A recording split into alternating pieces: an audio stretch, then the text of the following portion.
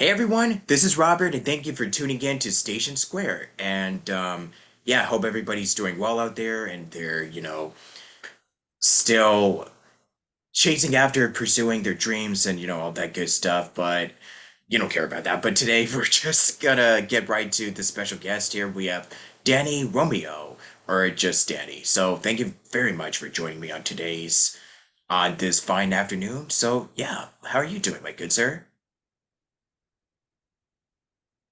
Yeah, I'm good, thanks. Just enjoying a little bit of spring weather over here, for a change, so that's nice. Totally. How about yourself?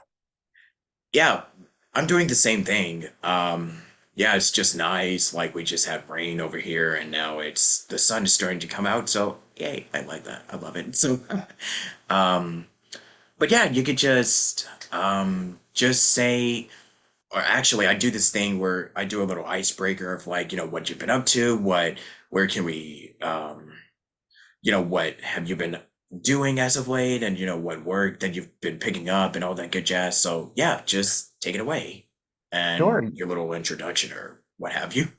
sure, yeah. Yeah, like you said, I'm Danny Romeo. I am originally from Maryland, but I am currently living in London. I'm an immersive theater maker, specifically in interactive immersive theater and game theater. Lately, I've been working at a show called Phantom Peak. It's kind of like an open world sandbox experience, but live theater. It's a like steampunk westerny kind of world.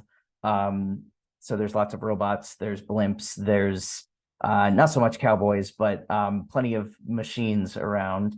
And there are trails that the audience goes through. Each one is its own kind of individual standalone story within the like broader arcing narrative of the entire show. The show has been running since last summer, and we've gone through a couple of different seasons of it. So with each season, the content changes and gets updated, and the story progresses. So I think right now we're technically in our fourth season, but it's only called season two because we had like a Halloween special and a winter special as well. But yeah, that's mostly what I've been doing. I've also been working in higher education. I taught a full immersive theater module for a BA course down in Brighton last year. And I've also been guest lecturing for master's courses at the Royal Central School of Speech and Drama. Man, that's awesome. Yeah, so a we got a couple of stuff to talk about. Like first off, um, so when did you get that little acting bug? Like, were you always kind of like one of those creative, like, were you like kind of like one of those people that was like, you just like being, this imaginative kid who wants to pursue like different avenues and endeavors? Did you have like anything else that came to mind? Um, like, how was your childhood like, and what kind of, you know, drew you? What kind of like, um, pulled you or immersed you into the world of the theater and the acting and all that good stuff? Yeah, yeah. I mean, it kind of depends on who you ask. Yeah. According to my parents, I've always been a little bit of a like, look at me kind of kid, but shy in like group settings. Uh, in terms of like actually doing theater and stuff, I was a little bit of a late bloomer. I didn't start doing theater at all until high school, when I started joining in on some musicals and things like that. I sang a little bit before that. I was in choirs and things like that. But in terms of like acting, yeah, I didn't really get started until high school. Um, and even at the end of high school, I wasn't really considering a career in it. I kind of was just doing it because that's just what I do. It was just a fun thing. I was actually thinking about going to school for like English or journalism or something like that. And it was actually my parents who kind of encouraged me to really go for it and give it a solid try. Um, so yeah, I ended up auditioning to like 13 different musical theater programs for college and ended up getting into a bunch of them. And went to the University of Michigan, and then kind of steamrolled from there. I moved to New York right after that, started doing national tours, and I did an off Broadway performance. Um, yeah, and then kind of jumped into the rest of my performing career. So yeah, I mean, in terms of was I always like a creative kid? Yeah, absolutely. But acting was kind of a surprise later down the road in my childhood. Yeah. So you mentioned that you were from Maryland and then you moved to so when did you actually move from the Maryland area to where you you're currently residing in today? Yeah, I've actually moved a bunch of times. Yeah. So yeah, I went to undergrad in Michigan in Ann Arbor. I moved from there to New York for a few years. After that, I moved back down to the Baltimore, DC area for a little bit. Moved up to Massachusetts for a little while, then back to DC, and then I moved to London specifically for grad school. I fell in love with immersive theater when I was living in New York. I went to go see Sleep No More, which is a mind-blowing show. If you haven't seen it, it's absolutely incredible. And I ended up working there for about 3 years. So I specifically wanted to go to school for immersive theater. And the US higher education system doesn't have any immersive theater programs at all, at least not to my knowledge. So, in order to really get embedded in this world and make some contacts and start working on some of my own stuff, I kind of went to the home of immersive theater, which is London. I got into a grad program at Central and uh, started working as an intern at a mid-sized immersive theater company called Collab. Yeah, and just kind of hit the ground running from there. Okay. Yeah, so I guess you were just bouncing around from one place to another. Just jumping from many different areas. When you, yeah, when you definitely when it comes to, when you're performing and whatnot, because like, us as actors, we just kind of are jumping from one thing to the next because we're kind of, I think a lot of us are just mostly kind of like, we just love moving. Like, if we have like the itch to just move and just, I don't know, do something or what have you, I think we're kind of like people, um, breaking out of our comfort zones. We don't just sit around and just do nothing. Like we just kind of make stuff happen and we just kind of bounce from the one thing to the next. That's just pretty much how I operate because, I like moving a lot. Yeah. I'm sorry. I just kind of ramble on from time to time, Oh, that's so okay. just bear with me. Let me see. So after a couple of years of doing theater, let me see.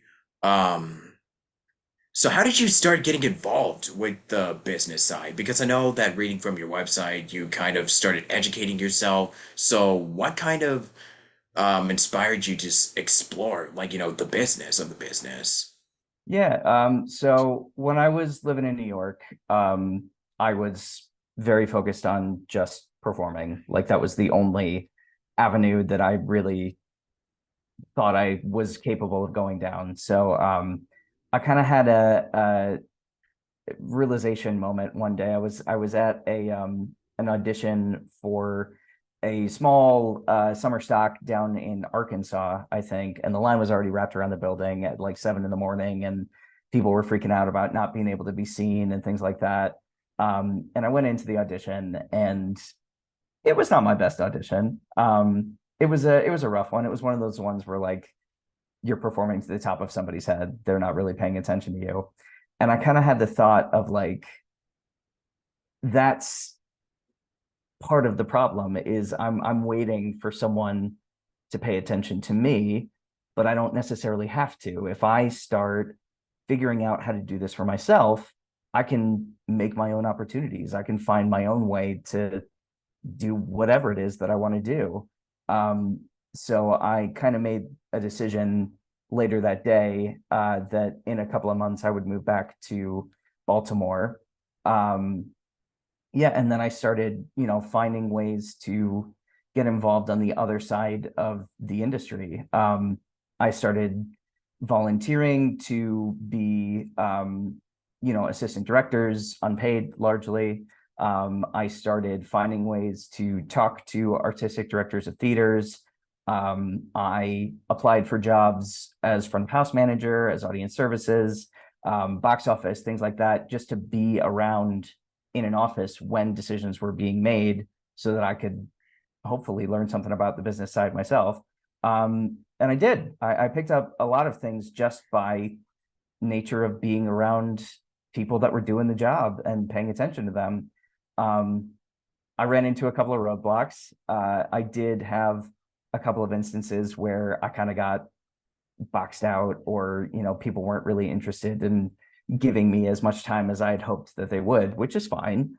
um but yeah, over time I really started kind of picking up as much different techniques and leadership styles as I could, to hopefully run my own company one day, which was when I decided to go to grad school, when I figured, I've come up to a point where I've learned as much as I can just by being here. I can't seem to progress much further. Um, I've worked too much for free to keep doing that, but I haven't worked enough to get paid for it. So now's the time to, go get my master's, make some new contacts, and try to start doing this myself. Yeah, definitely. So, and also as far as directing goes, was that always something that you were passionate about, like long before you actually started doing theater, or did it like sort of uh did that come after, the years of experience that you've been acting and whatnot? Yeah, that kind of came after I moved back from New York. It was kind of in line with, I knew that I wanted to be an artistic director someday, and I knew that a big part of that was also being a creative person on the other side of the table. So yeah, I started volunteering for assistant directing jobs, eventually picking up some smaller directing gigs myself. Um, yeah, and it wasn't necessarily something that I always thought that I would do. Um, Especially growing up. I when I started with musical theater, I just kind of thought this is just for fun. And then moving into my undergrad, the attitude was very much, you will be a performer on Broadway or you haven't made it. So that was kind of like the blinders were on. It was very focused on like performance, audition. That's the way forward. Um, so no, I really, it kind of came as a surprise. It was a very big shift from my original like plan, um, that I kind of had to work hard to develop once I moved away from New York. Yeah. Oh, yeah. And I know that recently we've kind of been seeing like like theaters and, film and everything just opening up. Like there's been a lot of shows that are just coming out right now, and we've been seeing more of, I guess, a return and, the live theater scene. So I would like to ask you, like, how do you think that these last 3 years have affected, the theater communities and, just because I know that um everything started shutting down and now we're just kind of starting it back up. So how do you think that it significantly impacted, at least with theater and everything else going on? Or like even like if it affected your personal or like profession, like with your work and whatnot, like I know it's different for everyone, but how did it personally affect you and, with everything regarding theater and stuff? Yeah, yeah. So I'll start with the overall first. I think I think COVID kind of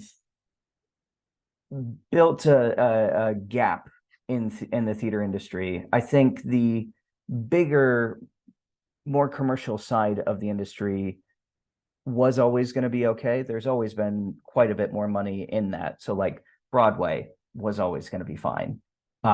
Granted, some shows along the way absolutely closed way earlier than they needed to if COVID wasn't a thing. I think there probably were a few shows that didn't get a fair chance because audiences weren't there to keep the show going. But overall, Broadway is fine. Even off Broadway is mostly fine. It's more the mid-sized theaters which really took the biggest hit.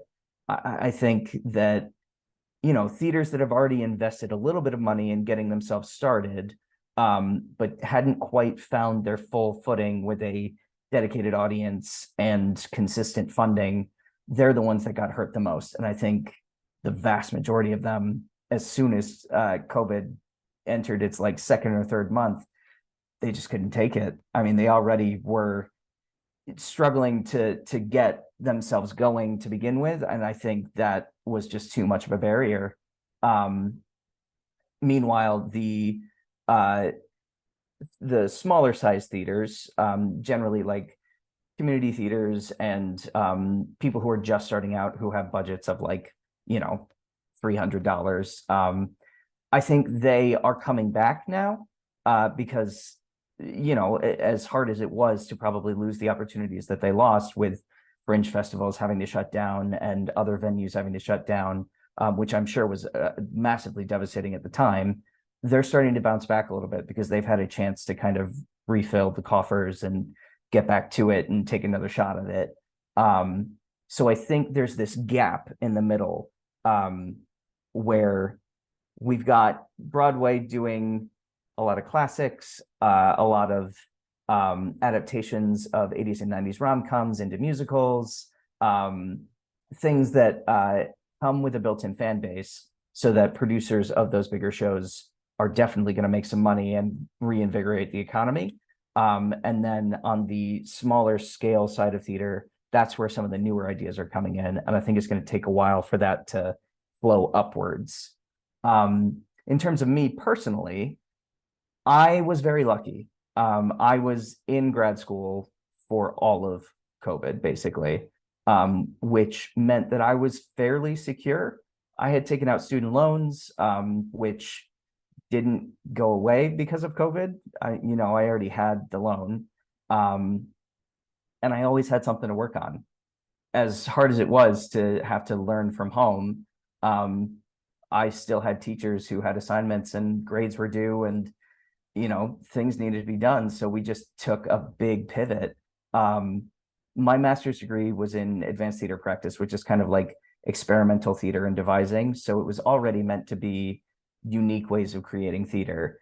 So we just kind of leaned into it. I remember I was working on a gig musical with a couple of classmates, and basically we decided, all right, let's just do it on Zoom. Let's find a way to make that happen. And then we started experimenting with, all right, we can have breakout rooms. That's a way to like change the audience perspective, or what happens when someone moves the camera versus walking off screen. Like that can change the dramaturgy of what we're doing.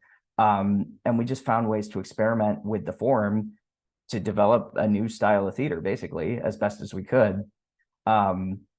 One of the shows that I worked on around that time, I think it was the end of the first lockdown. We were one of the very first shows that got put up after the lockdowns were eased a little bit. We did a hybrid, interactive, half online, half in person in a theater in Camden.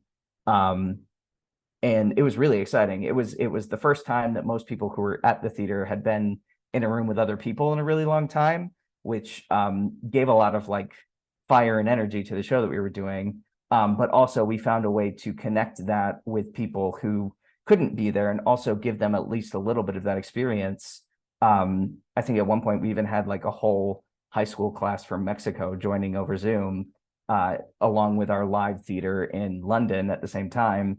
Yeah, and it was really exciting. It was different. It was maybe not exactly what we set out to do, but it did like change the landscape of immersive theater. Not my particular show, but COVID changed the landscape of immersive theater because it opened up all these possibilities.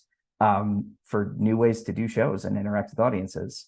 Unfortunately, now the immersive scene is finally starting to feel some of the backblow from COVID, um, because we all kind of banded together and made Zoom work for us, which was really exciting. And we kind of kept the industry alive, basically through brute force at that point.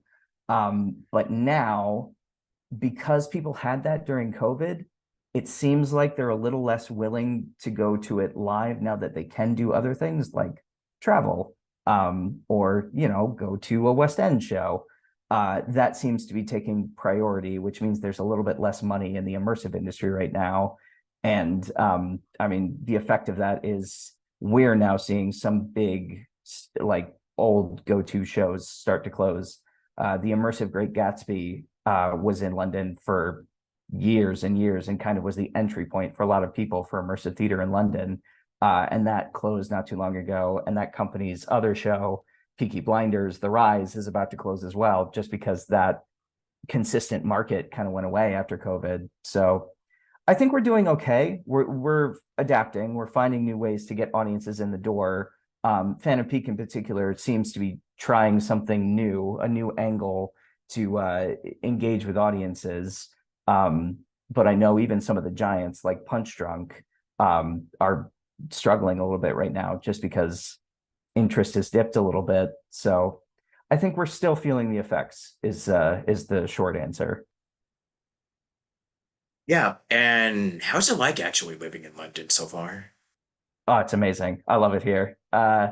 It's there's always something going on. And it's also it's a weird thing to say living here now, but there's so much history here that just doesn't exist in the US just because we're a younger country. Because like, you'll walk down the street in London and there will be this massive glass skyscraper, and then right next to it you'll have this tiny church that's got pockmarks from World War I, and it's or World War II rather, and it's been there since like the 1600s. I mean, it's really cool just to be in a place that has such a deep history and a mixing pot of cultures at the same time. It feels old and new simultaneously.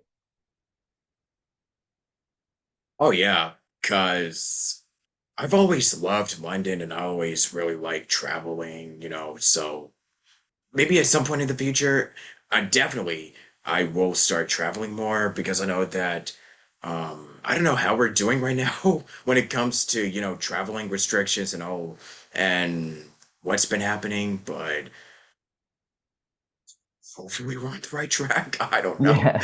Yeah, it Yeah. seems okay. I mean, Yeah. I've had to come back and forth between the US a few times, and Yeah. essentially, weirdly, kind of seems like everyone is just acting like we're back to normal. Most people don't wear masks on planes anymore, which um even when people were starting to take masks off on like public transport and stuff, airplanes seemed to be the one place that people were pretty like strict about it. And even now, that's kind of going away.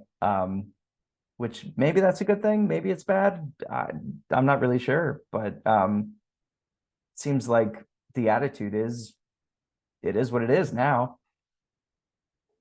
Oh, absolutely. So, yeah, would you like to talk about your upcoming, like your current stuff that you're doing right now? I know you kind of went a little bit, like a little or somewhat. I think you kind of teased a little bit about what you're doing right now, but yeah, like, um, anything else you want to talk about, like, upcoming, everything. I know it says on your website, but yeah, would you like to share it to the audience who may not be in the know about it? Sure, yeah. So I did end up launching my own company. It's called Ludens Theater Company. We've done two shows now. One I did when I was teaching at Brighton. The culmination of that year-long module was co-developing a brand new piece with the students, which was called The Tight Squeeze. And it was about the audience all work for a stock brokerage in Manhattan on the eve of the Y2K virus. So they're kind of tasked to get as much money into the business as they can before Y2K shuts the entire world down. And it's kind of got some big themes about like, can you ethically run a big business in this day and age? By like putting the audience at the center of it and having them actually do the things rather than just, acting out scenes for them. Um, Not that there's anything wrong with that, but having them directly engage with the problem, it kind of makes them start thinking about answers to that question. So that show in particular was very successful, and I'm looking at redeveloping it a little bit. I would love to start bringing some more of my work back to the US. Like I said, I think the US has this big gap in the mid-range theater market, but also interactive immersive theater is not super prevalent. There is some that exists, but generally, most people, when they think of immersive theater, they think of Meow Wolf or Sleep No More or Bottom of the Ocean, which I think maybe just closed. Um, but yeah, there are like three powerhouses and then kind of nothing else in the US market when it comes to like public knowledge. So I would love to start bringing some different forms of immersive theater back to the US. I think that show might be one possibility. That's something I'm kind of working on. But in the meantime, I'm also performing in Phantom Peak, which I've talked about a little bit on here. Um, there are I'm 98% sure that this is positively going to happen. They are looking at bringing Phantom Peak to the US. I'm not entirely sure where yet, but I know that's something they've been working towards for a while. So I might end up working on that a little bit when it transfers. Um, and then I'm also kind of developing new projects with my collaborators here as well, trying to find new angles for immersive shows that haven't quite happened yet. At the moment, we're kind of working on maybe creating an interactive immersive musical, which would be really exciting if we can figure it out, but we haven't quite figured it out yet. So still a work in progress. That sounds very exciting.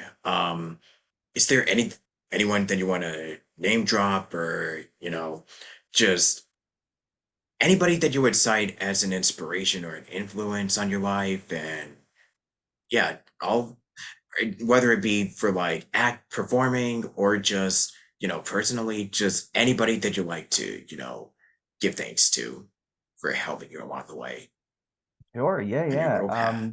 I mean, I think, like I said at the beginning of this, I wouldn't have done any of this without my parents' support. So thanks, mom and dad, if you're watching. But also, I think there have been so many people along the way that have kind of given me, very graciously, given me time and attention when I didn't necessarily deserve it, and it's been incredible. I think particularly. Right when I was starting out, there was a guy, Fuzz Rourke. He kind of gave me one of my first shots at directing without knowing much at all about me. And we're still pretty good friends. We keep in touch. But he kind of like set me on the path. In terms of more recently, one of my close collaborators, Ben Chamberlain, he kind of keeps me on track. He keeps pushing me to find something new. And when I can't, he makes a joke about it and then we move on. And he's great. He's kind of my like moral support here. But in terms of like influence, I think I've taken a lot of influence from obviously Punch Drunk's work, having worked for them for so long. So Felix Barrett and Maxine Doyle, the work that they've created have been massively influential in getting me down this career path. But also, since I've gotten here, I think the work of Parabolic, Owen Kingston, Tom Black, I think that their work has been incredible, and they've been great in chatting with me about feedback and how things are going and different ways to approach things.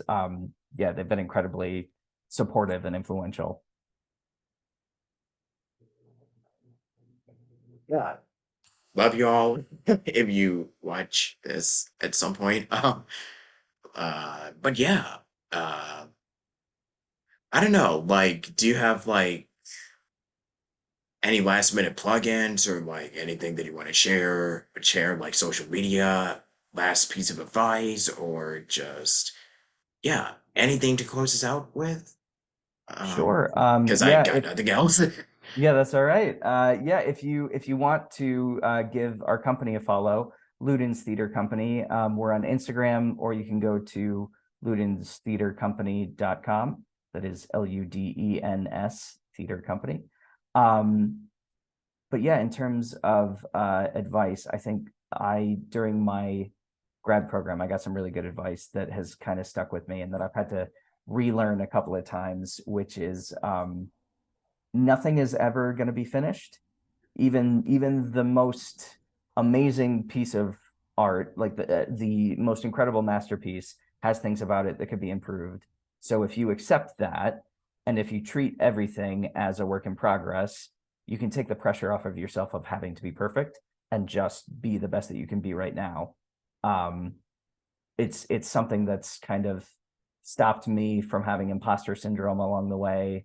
And it's something that's pushed me to just get my work out there and get people to see it and get feedback on it. So yeah, if you're looking for advice, that's a good one. I recommend it. Yeah, that's pretty dope. And would you like to do an outro for this, episode? Sure. Thank you so much for having me. I appreciate it. I've been Danny Romeo. Thanks so much for having me. Yep, anytime, man. And this should be going up at some point in the next few, um, yeah, just thank you once again for everything that you've done so far. And yeah, hope that all goes well with your, everything that you got with your theater company and hope it goes well. And actually, I think as a one last minute extra little question, like any advice that you want to give or share, like as far as running a business goes, since you're kind of managing your own company and whatnot. So yeah, business stuff. Any last piece of business advice that you want to share? And Yeah, yeah, I think this is a good one to say, just because I've seen kind of trend in this lately, not just in my own industry, but kind of across every business. If you treat your company like you would want to be treated as an individual, you're going to get so much more out of it. Whether you are the only employee for your company or you'll have hundreds of employees, if you treat people with respect, if you give them time, if you work for them and not the other way around, I think you're going to be so much more successful. And that same attitude and spirit will spread to your consumers and to your customers as well. So yeah, I think my big advice would be uh, treat people like you want to be treated, and also don't overspend because that can get you in trouble. big time.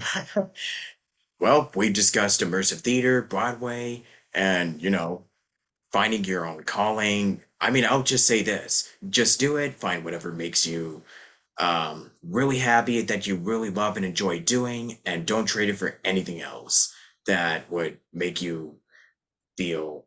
I mean, it's better to find something that you love doing than work on something, than pursue something and you just absolutely do not like. But if something isn't working out for you, find something else. That's pretty much, I mean, as long as it's something that feeds your creative, like juices, your soul, just anything, just, just do it. 100%. Sorry if this is not the best piece of advice that I would give, but um, that's just pretty much all I got for right now. And if you didn't like this, if you enjoyed this, this will be going up. Like there will be more episodes along the way, so stay tuned. And yeah, let me know what you think in the comments below. And if there's any other guests that you like on the podcast, any suggestions, like I'm all ears. This will be up on YouTube, Spotify, everywhere else. You can follow me on my socials, Twitter, Instagram, all that good stuff. So yeah, I'm Robert Jackson, and this has been Station Square. And until then, um, yeah, I'm out of here. And until then, adios amigos. And yep, stay safe and stay creative. And yeah, love y'all and have a good one. Peace. Bye. Thanks for watching Station Square. Toodles.